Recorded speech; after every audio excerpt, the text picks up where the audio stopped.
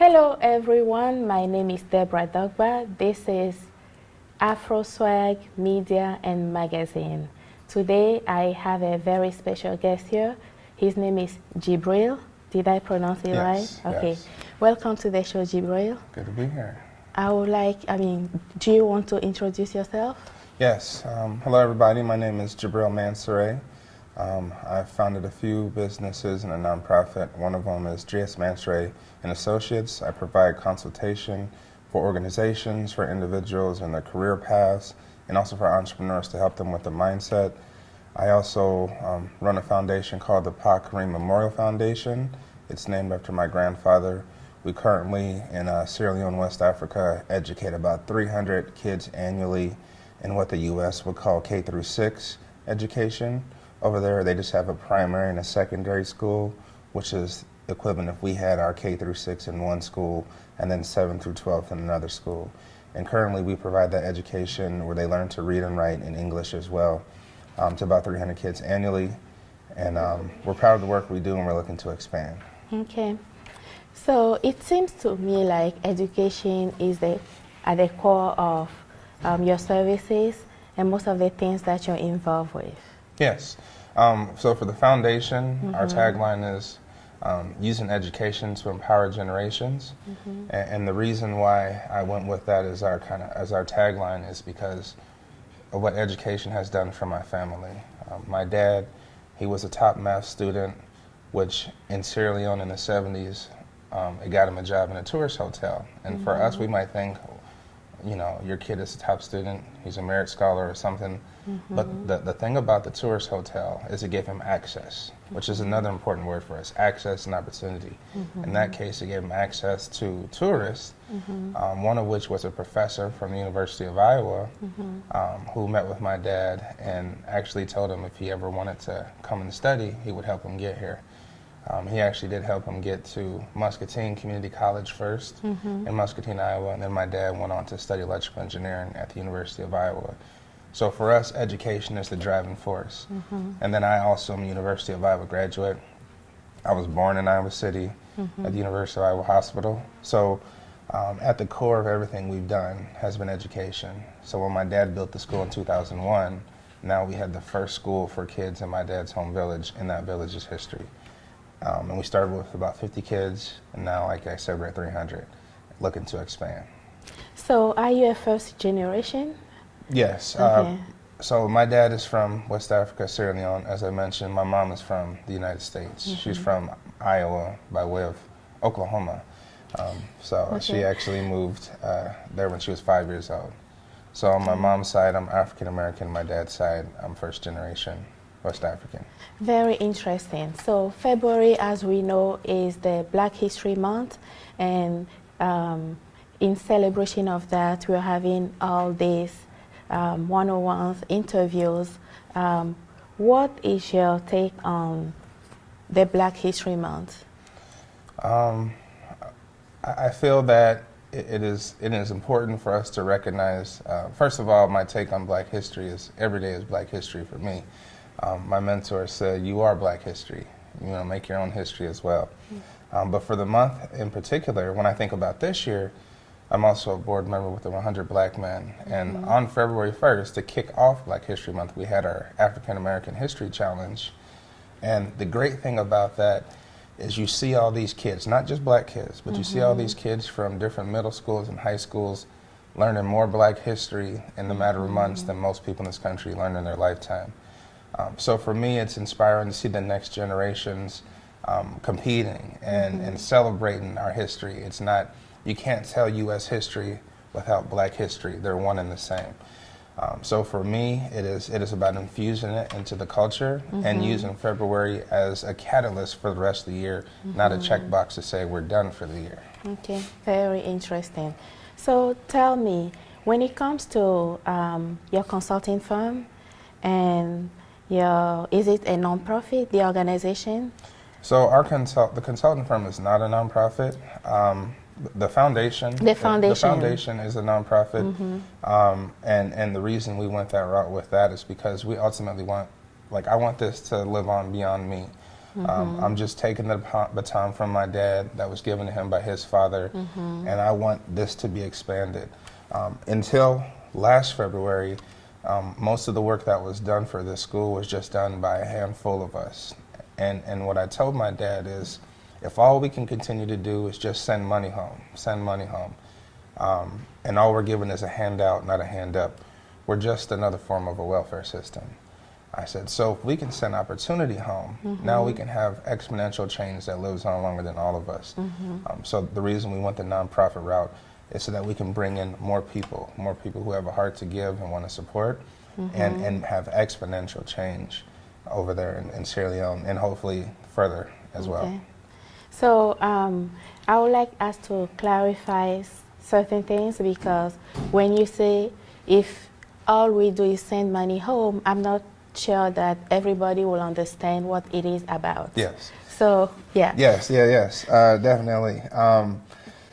So when I say send money home, for a lot of us, my dad's generation, those who are, and anyone who is a first generation immigrant, not born here, often the charge is, a lot of people do what they can to get you the resources to get to the United States. They say by His grace, right? You get here, but you're already conditioned that when you get here, you have family to take care of back home. Yes. So maybe you get a job, you get you go to school, but whatever you do, you always are charged with the responsibility to send money back home. And to put it into perspective, right now in the village my dad is from, the average person lives off $150 US a year. So for Americans, that's a third of that is what we put in our gas tank, right? Right. And that's a third of their income for the year. So when you think about the scalability of our money, that's why a dollar is so valuable. So you send what you can. So when I say send money home, what I had been doing even is giving money to my dad as a part of our family's package to send home. But when I look at my dad coming here in the mid-70s, to now, and when I start looking at how much has changed over there really for our family, we're still just sending money home, but our family's condition hasn't changed. So when I akin it to the things that happen in the North Omaha, where when you try to solve a poverty issue with just spending money and not giving any better opportunity, you don't actually change the condition. So what we're doing is, what I want to do is to do more than just send money at a poverty problem. It is not a poverty problem, it's a lack of access and opportunity and hope. So if I send quality education home, for example, if I send quality tools home for a village that are 90% plus farmers who don't have a tractor, if I send those things that allow people to live a quality life, then now your natural ability has something to multiply with. And that's access, opportunity, and hope. If I just send you $5 this month or $50 next month, all I'm teaching you is to look for the next check. Yes. And the next check is almost never enough for you to actually change your situation. It's just to keep you alive. So that's why we're trying to get away from just sending money home. If we are going to send money, it is for an intentional use for something that's going to transform, not just pay a bill.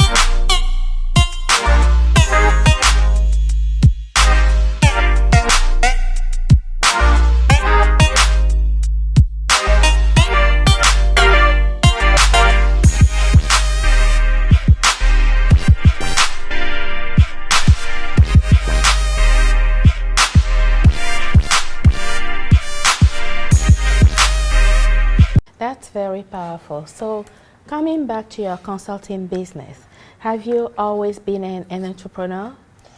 I think I've always been an entrepreneur and I didn't know it.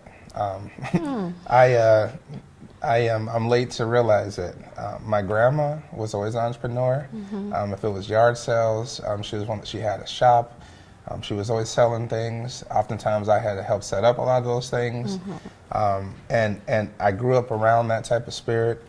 When I was in college, I had friends from all over the world. We used to call each other United Nations because we were, you know, it could be a farmer from Hills, Iowa. Shout out to Hills if anybody knows that.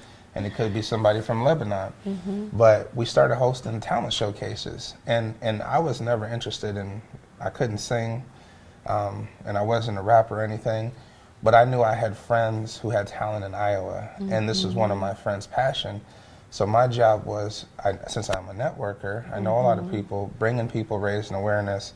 Eventually, we started bringing artists. You know, we brought Jay Holiday when I was an undergrad, Young Jock, Bobby Valentino, or Bobby V.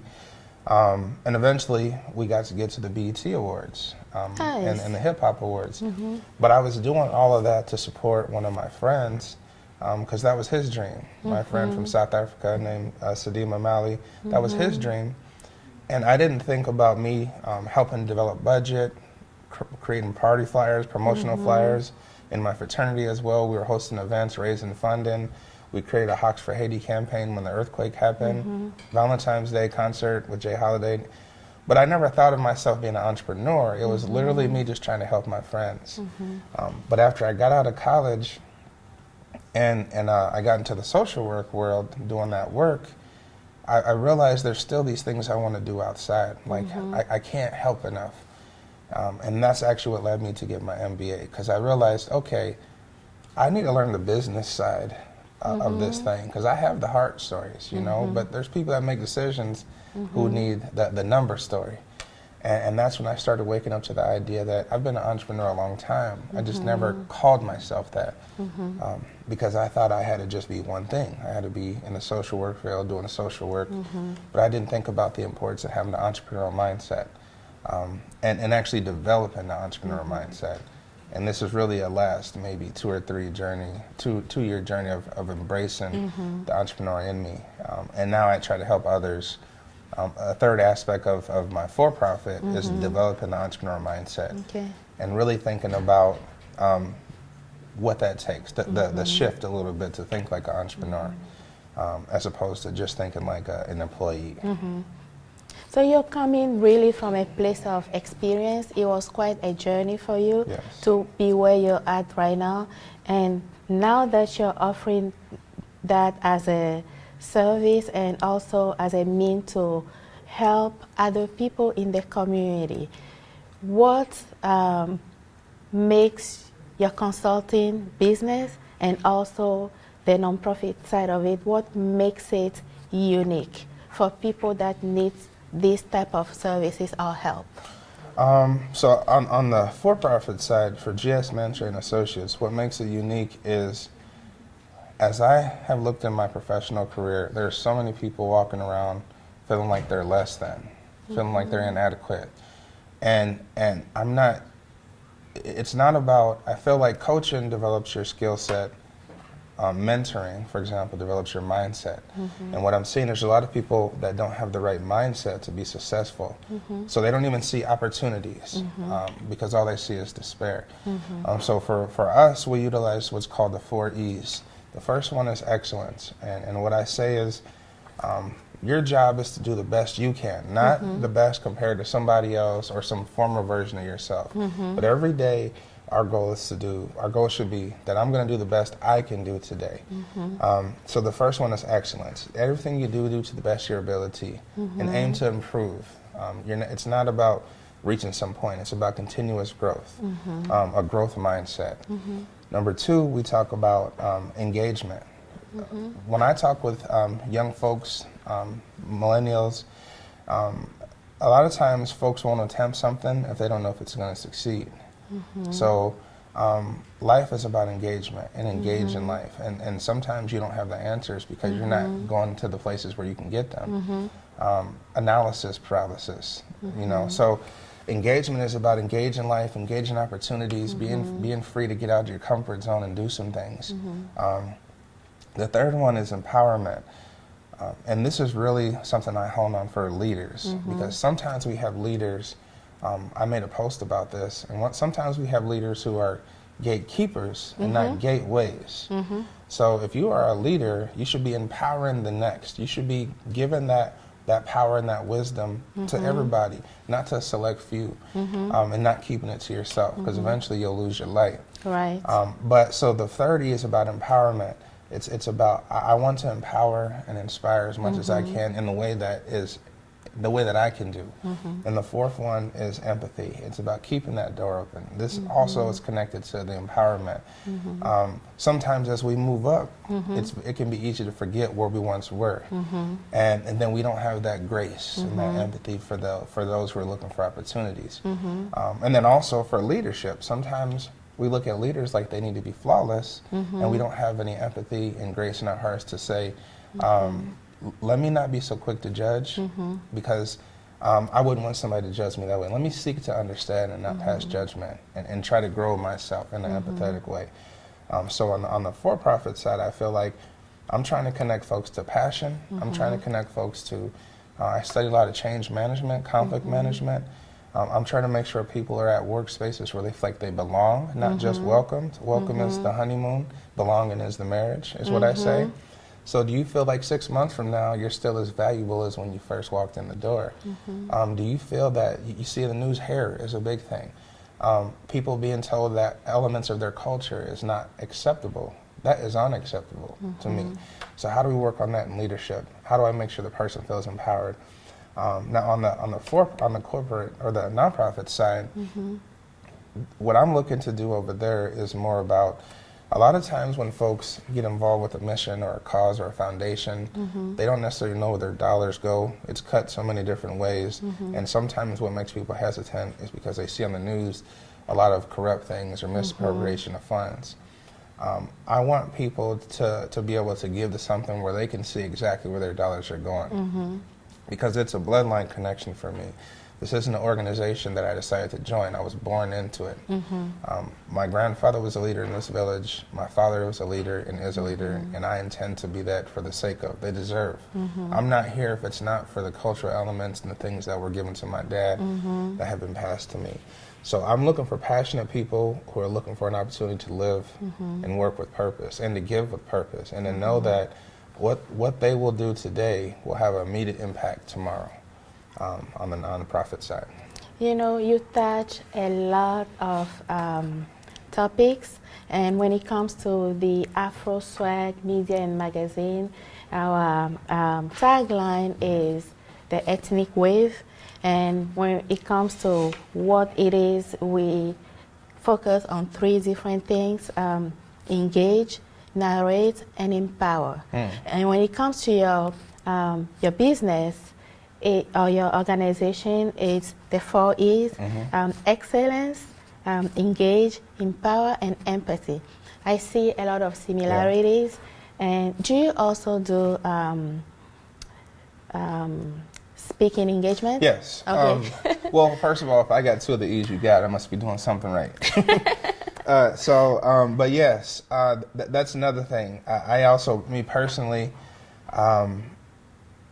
one of my life goals is to inspire and empower others in any way. And I feel like speaking, my wife is a great cellist, classically trained. Her gift comes out through her hands.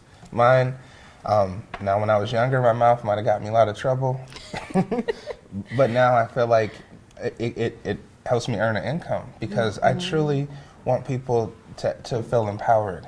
And I've since 2006, I've been reading constantly about leadership principles, about personal development. On my website, I actually added to my website yesterday. What's the address? gsmansaray.com. So gsmansaray.com. Okay. And you'll see I have, it says G's recommended readings. And I've started, I've categorized them, but I've started different readings. And I will never recommend a book that I haven't read myself. It's books that have blessed me that I put on that list. But I started realizing that I want to be able to help people feel valued in life, and I need to be a good steward of being a leader. So that's why I started doing this personal development and reading. Why I studied sociology. I wanted to understand society and how society impacts the individual, because I wanted people to know they're enough. Like you are a seed. One of my friends says we're seeds, but if it's not placed in the right ground, it will never grow. Right. So I want to make sure people get that nourishment. If it's from what I say, it's from if it's for where I send you, and really the speaking engagements, it's just to really empower people. I come from a long line of preachers. I never wanted to be a preacher, but my mom is a preacher and my dad is a professor. So we're kind of professional talkers by, I guess I'm a next generation of that. But yes, definitely look forward to those, because it's really about giving people hope. I talk about the equation.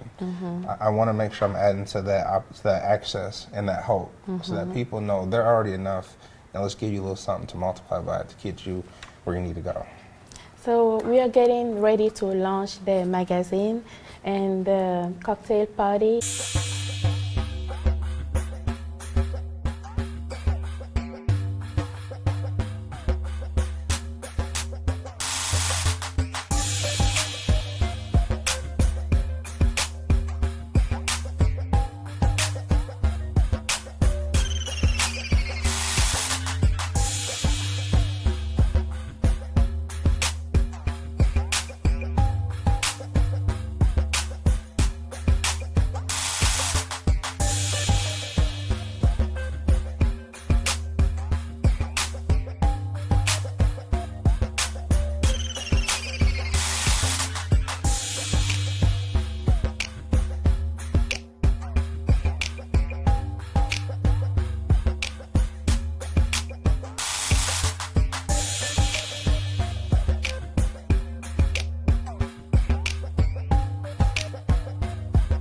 Is scheduled for April 26, 2020 from 5 to 8 p.m. We hope to see you there.